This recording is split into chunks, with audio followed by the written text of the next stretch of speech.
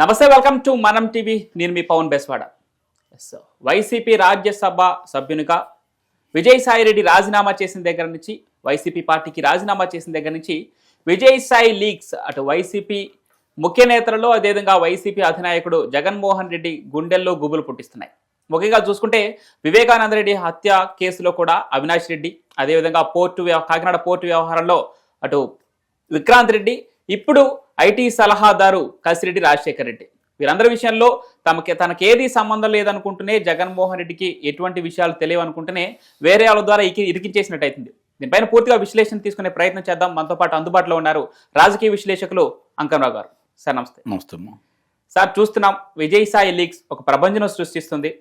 అటు అవినాష్ రెడ్డి కావచ్చు, కసిరెడ్డి రాజశేఖర్ రెడ్డి కావచ్చు, విక్రాంత్ రెడ్డి కావచ్చు, వీరందరి విషయాల్లో విజయసాయి చెప్పిన విషయాలను ఏ విధంగా చూడాలి? విజయసాయి రెడ్డి జగన్మోహన్ రెడ్డికి ఆత్మ, అందుట్లో ఎలాంటి సందేహం ఏం లేదు. మామూలుగా అతను సంబంధించినంత వరకు ఆ రోజు అంటే ముందుగా వివేకానంద రెడ్డి గారి హత్యకు సంబంధించింది కనుక మనం చూసుకుంటా ఉంటే, మొట్టమొట్ట ప్రజలకి అది గుండెపోటు అని చెప్పింది విజయసాయి రెడ్డి. ఆ రోజు మొన్న అతను ఏదైతే రాజీనామా చేశాడో ఆ రోజు విలేకరులు అడిగినప్పుడు చాలా స్పష్టంగా అతను చెప్పింది ఏంటంటే, నేను అవినాష్ రెడ్డికి ఫోన్ చేశాను, అవినాష్ రెడ్డి పక్కన ఉన్న వాళ్ళకి ఇచ్చాడు, ఇది గుండెపోటు అని చెప్పారు, నేను అదే చెప్పాను, నాకేమీ తెలియదు ఇక్కడ అంటే. నేనైతే ఇక్కడ బాగా గుర్తుపెట్టుకోండి, నేను అవినాష్ రెడ్డికి ఫోన్ చేశా, అవినాష్ రెడ్డి పక్క ఆయనకి ఇచ్చాడు, పక్క ఆయన ఇది గుండెపోటు అని చెప్పాడు. అంటే అక్కడ అవినాష్ రెడ్డి ఉన్నాడనే కదా దాని అర్థం, అవినాష్ రెడ్డి చెప్పించినట్టే కదా దాని అర్థం. అదే విషయం చెప్పాడు. అంటే ఇక్కడ జనాలు అందరూ అనుకున్నట్టు, సిబిఐ వాళ్ళు కూడా నిర్ధారణ చేసినట్టు, ఇప్పుడు విజయసాయి రెడ్డి కూడా నిర్ధారణ చేశాడు. ఇక్కడ మీరు ప్రారంభంలో చెప్పినట్టు జగన్మోహన్ రెడ్డికి ఏమీ తెలియదంటూనే విజయసాయి రెడ్డి, జగన్మోహన్ రెడ్డి కదా అవినాష్ రెడ్డిని కాపాడింది. కర్నూలులో 3 రోజులు సిబిఐ వాళ్ళు అతను అదుపులో తీసుకోవాలని చూస్తే, ఇంతవరకు భారతదేశ చరిత్రలో సిబిఐ వాళ్ళకి ఎక్కడా ఎదురు కాని అనుభవం కర్నూలులో ఎదురైంది. కనీసం ఆయన దగ్గరికి వెళ్ళే అవకాశం కూడా లేకుండా రిక్తాస్తాలతోటి వెనక్కి తిరిగి రావడం కూడా జరిగింది. ఇది సిబిఐ చరిత్రలో ఒక మాయని మచ్చ. మరి దానికి ఈరోజు విజయసాయి రెడ్డి చెప్పిన దాన్ని కనుక మనం పోల్చుకుంటా ఉంటే, ఆ రోజు విజయసాయి రెడ్డి చెప్పిన దాన్ని కనుక మనం పోల్చుకుంటా ఉంటే చాలా స్పష్టంగా ఇది అవినాష్ రెడ్డి చెప్తేనే నేను చెప్పానని అర్థమైపోతా ఉంది కదా. అంటే ఇక్కడ అవినాష్ రెడ్డే నాకు చెప్పాడు, నేను కాదు దాన్ని చెప్పలేదు అనేది వివరణ కూడా ఇచ్చుకున్నాడు. మామూలుగా సహజంగా ఇప్పటి వరకు నాబోటాడు కానీ చాలామంది కానీ అనుమానాలు, ప్రశ్నలు ఏందంటే, ఈరోజు వరకు కూడా మరి ఆ రోజు గుండెపోటుని ప్రకటించింది ఇతనే కదా, మరి ఇతన్ని ఎందుకు అదుపులో తీసుకోలేదు? అంటే ఇతను కనీసం ఎందుకు తాకీదులు ఇచ్చి రా అని చెప్పని పిలిపించకుండా అతనితో మాట్లాడట్లేదు? రెండోది, జగన్మోహన్ రెడ్డి తీరిగ్గా సాయంత్రం పూట వచ్చి తన బాబాయిని, అప్పటి వరకు సిబిఐ వాళ్ళకి తెలియదు, అంటే అప్పుడు సిబిఐ రాలేదు కదా, మరి సిఐడి వాళ్ళకి తెలియదు, లేకపోతే అక్కడ ఉన్నటువంటి పోలీసులకు తెలియదు, మరి వైద్యుడు కూడా పోస్ట్ మార్టం నిర్వహించలేదు, ఏమీ చెప్పక తలికే, ఎవరు తెలియతలికే ఆయుధం పలాంది గొడ్డలి అని అతను ఎలా చెప్పగలిగాడు? మరి తర్వాత ఎన్ని పోట్లు ఎక్కడేశారు, ఎలా జరిగింది అని చెప్పి ఎలా చెప్పగలిగాడు ప్రత్యక్ష సాక్షిలాగా? మరి అతను కూడా ఎందుకు విచారణకు పిలవలేదు? ఇవన్నీ కూడా ధర్మ సందేహాలు ఇప్పటి వరకు. మరి ఈ పరిస్థితుల్లో విజయసాయి రెడ్డి, నేను రాజకీయాల నుంచి తప్పుకుంటున్నాను, వ్యవసాయం చేసుకుంటున్నాను, నాకు జగన్మోహన్ రెడ్డి చాలా ఇష్టమైన వ్యక్తి అని చెప్తూనే ఇలాంటి దాంట్లో వాళ్ళ ప్రమేయం ఉందని చెప్పకనే చెప్పాడు అనేది నేను భావిస్తున్నా, మొట్టమొదటిది. ఇక రెండోది, కాకినాడ ఫోర్టుకు సంబంధించి చాలా స్పష్టంగా అతను కాకినాడ ఫోర్టుకు సంబంధించి ఏం చెప్పాడు? నాకు ఎలాంటి సంబంధం లేదు, నేను మామూలుగా నన్ను ఎవరైతే శరత్చంద్రారెడ్డి బంధువును కాబట్టి, నా అల్లుడికి అన్న కాబట్టి నా ప్రమేయం ఉంటుందేమో అని చెప్పని ఇరికించారు. వాస్తవంగా సుబ్బారెడ్డికి, ఎవరైతే కేవీఆర్ ఉన్నాడో కర్ణాటి వెంకటేశ్వరరావుకి, అలాగే శరత్చంద్ర ఇతనికి వాళ్ళ అబ్బాయికి విక్రాంత్ రెడ్డికి, వీళ్ళకి చాలా సంబంధాలు ఉన్నాయి, అవినాభావమైన సంబంధం ఉంది, నాకు ఎలాంటి సంబంధం లేదు, కాబట్టి ఇదంతా విక్రాంత్ రెడ్డికే వాళ్ళకి తెలిసే జరిగింది అని చెప్పని అక్కడ కూడా విక్రాంత్ రెడ్డిని ఇరికిచ్చేశాడు విజయసాయిరెడ్డి. ఇక్కడ గమనించుకోవాల్సింది ఏంటంటే జగన్మోహన్ రెడ్డికి సంబంధించిన ఏ విధమైనటువంటి ఆర్థిక లావాదేవీలైనా సరే విజయసాయిరెడ్డికి తెలియకుండా ఒక్కరోజు కూడా ఏమీ జరగలేదనేది వాస్తవం.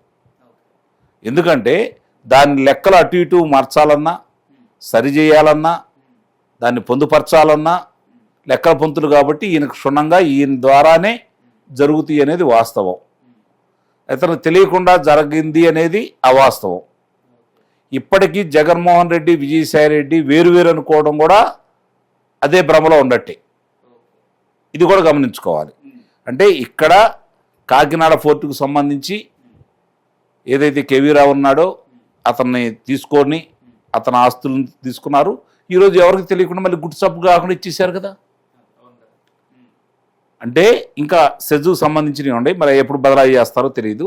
ప్రస్తుతానికైతే ఇక్కడ వరకు చూసుకుంటామంటే విజయసాయిరెడ్డి ఇక్కడ కూడా విక్రాంత్ రెడ్డి సుబ్బారెడ్డి ఆధ్వర్యంలోనే జరిగింది, నాకు ఎలాంటి సంబంధం లేదని మొదటి ముద్దాయిగా విక్రాంత్ రెడ్డిని పెట్టేశాడు.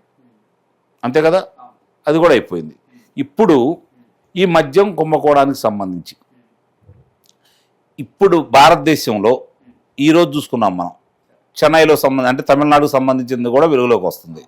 అలాగే అంతకుముందు ఢిల్లీ ముఖ్యమంత్రి గారిని అదుపులో తీసుకున్నారు, కేజ్రీవాల్ గారిని, ఉప ముఖ్యమంత్రి సిసోడియా గారిని అదుపులో తీసుకున్నారు, మరి దానికి సంబంధించినటువంటి శాఖ మంత్రి గారిని అదుపులో తీసుకున్నారు, మరి కవిత గారు కేసీఆర్ గారు కుమార్తెని ఆమెనే అదుపులో తీసుకున్నారు. ఎంత అయ్యా అంటే కొన్ని అంటే 1,000 కోట్ల రూపాయల లోపు మాత్రమే అక్కడ లంచాల రూపాయన చేతులు మారి అని చెప్పిన అభియోగం. మరి ఆంధ్ర రాష్ట్రానికి సంబంధించి మద్య కుంభకోణంలో 50,000 కోట్ల రూపాయలు వాళ్ళ లెక్క ప్రకారం 3,000 కోట్ల రూపాయలు కనపడతా ఉన్నాయి.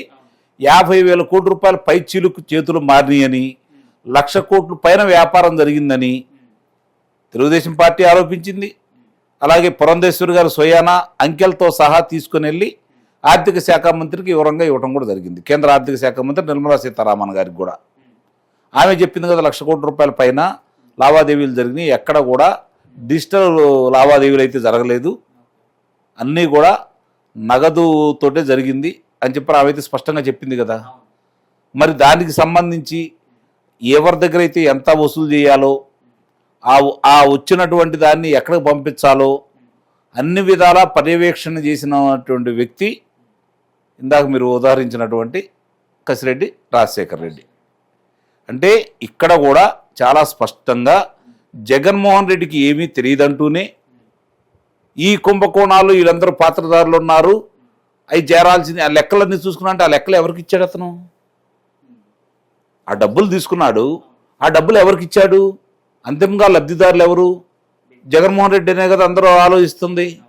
మళ్ళీ ఏమంటున్నాడు, జగన్మోహన్ రెడ్డి దగ్గర ఆ కోటరీ అనేది ఇంకా ఉంది, నేను దిగొచ్చిన మెట్ల మీద వాళ్ళు ఎక్కుతున్నారు అన్నారు. అంటే నువ్వు 2వ స్థానంలోంచి నువ్వు దిగిపోయావు, సజ్జల రామకృష్ణారెడ్డి వచ్చాడు. అంటే ఇప్పుడు సజ్జల రామకృష్ణారెడ్డిని పేరు చెప్పకుండా నువ్వు చెప్పినట్టే కదా. అంటే ఇప్పటి వరకు ఇప్పుడు నిజంగా అతనిలో మార్పు వచ్చిందన్నా, ఆంధ్ర రాష్ట్ర ప్రజలకి అన్యాయం చేశారు వైఎస్ఆర్సీపీ పార్టీ, అందులో నా ప్రమేయం కూడా ఉంది అని అతను భావించినా అతను చెప్పాల్సింది ఎవరికి? సిబిఐ వాళ్ళకి చెప్పాలా, ఈడీ వాళ్ళకి చెప్పాలా.